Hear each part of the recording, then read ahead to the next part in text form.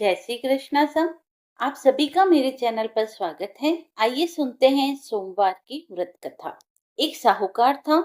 उसके पास धन की कोई कमी नहीं थी। साहूकार के पास सभी सुख और ऐश्वर्य के साधन थे, किंतु उसको एक ही दुख था कि उसकी कोई संतान नहीं थी। दिन रात वह इसी चिंता में लगा रहता और वह पुत्र पाने के लिए हर सोमवार को भगवान चंद्रदेव और शिव जी की पूजा करता। वह व्रत रखता था। साहूकार की भोलेनाथ के प्रति ऐसी भक्ति देखकर एक बार माता पार्वती ने शिव जी से कहा, हे नाथ, ये साहूकार आपका अनन्य भक्त है और सदैव ही आपका व्रत और पूजा भक्ति भाव से किया करता है।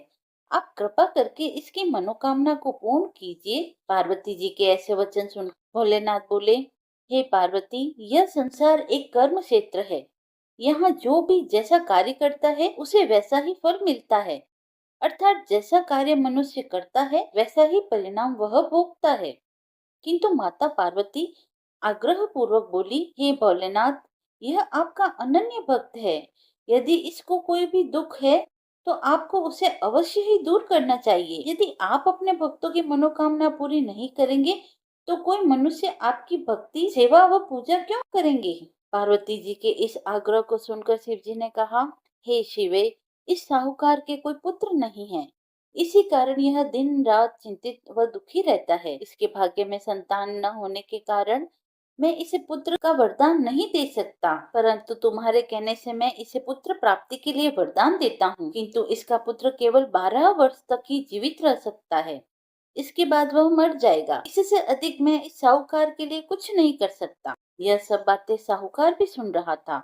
उसे यह सारी बातें सुनकर न कोई खुशी हुई न ही कोई दुख। वह पहले की तरह ही शिव जी की पूजा व व्रत करता रहा। कुछ समय पश्चात साहूकार की पत्नी गर्भवती हो गई और 10वें महीने में उसके गर्भ से एक बहुत ही सुंदर पुत्र हुआ। साहूकार के घर में बहुत खुशियां मनाई गई, किंतु साहूकार ने अपने पुत्र की 12 वर्ष ही आयु जान कोई खुशी प्रकट नहीं की और इस संबंध में किसी को कोई भेद नहीं बतलाया। वह बालक धीरे धीरे बड़ा होने लगा। जब वह बालक 11 वर्ष का हो गया तो बालक की माता ने साहूकार से उसके विवाह के लिए कहा। तो साहूकार ने कहा कि मैं इसे काशी जी पढ़ने भेजूंगा। साहूकार ने अपने साले को बुलवा कर कहा कि तुम इस बालक को काशी पढ़ने के लिए ले जाओ और इसे विधिवत शिक्षा ग्रहण करवाओ। साहूकार ने उसको बहुत सा धन देकर कहा कि रास्ते में जहाँ कहीं भी ठहरो वहाँ यज्ञ और ब्राह्मणों को भोजन कराते जाना।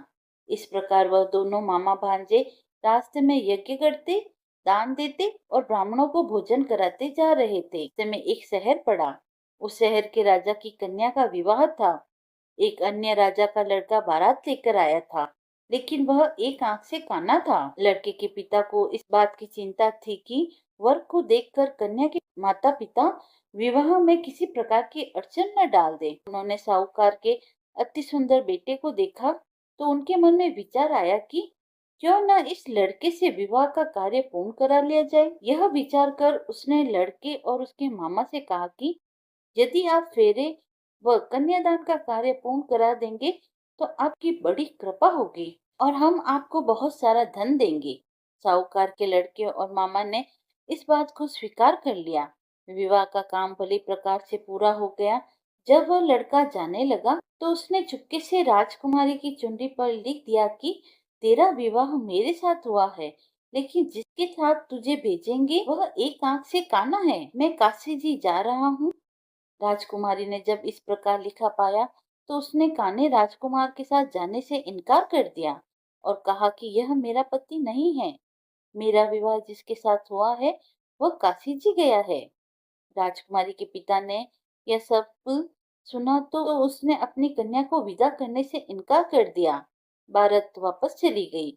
उधर साहूकार का लड़का और उसका मामा काशी जी पहुंचे, जहां लड़के ने पढ़ना शुरू किया और अपना अतिरिक्त समय मामा भांजे के दान आदि में व्यतीत करने लगे। इस प्रकार कई महीने बीत गए। जब लड़का 12 वर्ष का हुआ, लड़के के मामा ने यज्ञ का आयोजन कर रखा था। अचानक ही लड़के की तबीयत खराब हो गई। लड़के से मामा ने कहा कि अंदर जाकर सो जाओ। लड़का अंदर जाकर सो गया। थोड़ी देर पश्चात लड़का मर गया। जब लड़के के मामा ने देखा कि वह मर गया है तो वह बहुत दुखी हुआ। उसने सोचा कि मैं पहले यज्ञ पूरा कर लूं, तब कुछ सोचूंगा। लड़के के मामा ने यज्ञ पूरा किया और फिर रोना प्रारंभ कर दिया। वह बहुत जोर जोर से रोने लगा। संयोगवश शिव जी व पार्वती उधर से जा रहे थे। पार्वती ने भगवान भोलेनाथ जी से कहा, हे नाथ, कोई दुखी व्यक्ति रो रहा है, उसके कष्टों को दूर कर दो। और पार्वती जी वहां पहुंचे तो उन्होंने देखा वहां पर एक लड़का मरा हुआ पड़ा है। तब पार्वती जी ने देखते ही लड़के को पहचान लिया। पार्वती जी ने लड़के के मरने का कारण पूछा तो भोलेनाथ ने बताया, हे गौरी, इस लड़के की आयु इतनी ही थी, यह अपनी आयु पूरी कर चुका। तब पार्वती जी ने विनम्रता से कहा, महाराज, कृपा करके आप इस लड़के को जीवित कर दीजिए, नहीं तो इसके माता पिता इसके वियोग में तड़प तड़प कर अपनी जान दे देंगे। माता पार्वती की बात सुनकर शिव जी ने लड़के को पुनः जीवित कर दिया। शिव जी की कृपा से लड़का जीवित हो गया। शिव शंकर व पार्वती जी शिव धाम को चले गए। शिक्षा पूरी होने पर लड़का और उसका मामा पहले की तरह यज्ञ करते, ब्राह्मणों को भोजन तथा दक्षिणा देते हुए अपने घर की ओर चल दिए। रास्ते में दोनों उसी शहर में आए जहाँ पर उस लड़की की शादी हुई थी। वहां पहुंचकर दोनों ने यज्ञ करना शुरू कर दिया। जब वे दोनों यज्ञ कर रहे थे तो उस लड़के के ससुर यानी वहां के राजा ने, जो उधर से घोड़े पर बैठकर अपने सेवकों के साथ जा रहा था, उसने लड़के को पहचान लिया। राजा ने महल में ले जाकर दोनों की खूब सेवा की। कुछ समय राजा के महल में रहने के बाद लड़के ने राजा से जाने के लिए आज्ञा मांगी। राजा ने अपनी लड़की को लड़के के साथ विदा किया और साथ ही बहुत सा धन व दास दासियां भी भेजी। जब वे अपने शहर में आए तो लड़के के मामा ने कहा, पहले मैं तुम्हारे माता पिता को तुम्हारे आने की खबर सुना आता हूँ, तब तक तुम पत्नी सहित यहाँ आराम करो। ऐसा कहकर लड़के का मामा साहूकार को अपने पुत्र के आने की खबर देने के लिए चला गया।